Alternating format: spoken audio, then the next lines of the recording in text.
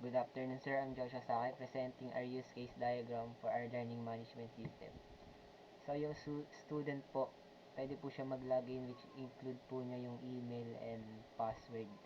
Then sa register naman po, kasama naman po dun sa registration form yung first name, last name, email, student number, contact number, tsaka po password. Then pwede din po siya mag-log out. Tapos can view modules po, then extend, pwede din po siya mag-download ng modules. Then sa take quiz naman po, pwede din po siya makita niya yung score niya sa view scores. Then play games, yan, mag-view din po niya yung score niya. Then sa admin naman po, ganun din po may login ng username, then password, include, pwede po siya mag-upload ng modules, then extend, may manage modules. Tapos registration, approval, ang approve po o reject. Then extend po yun hanggang sa approval ng konektado po siya dito sa registration ng student.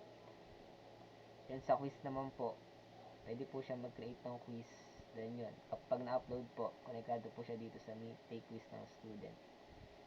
Then yun, sa view score quiz po, mag-view din po niya yung score ng student. Ayun po, extends po siya dito sa view score. Then can view game score, mag-view po niya yung score ng student.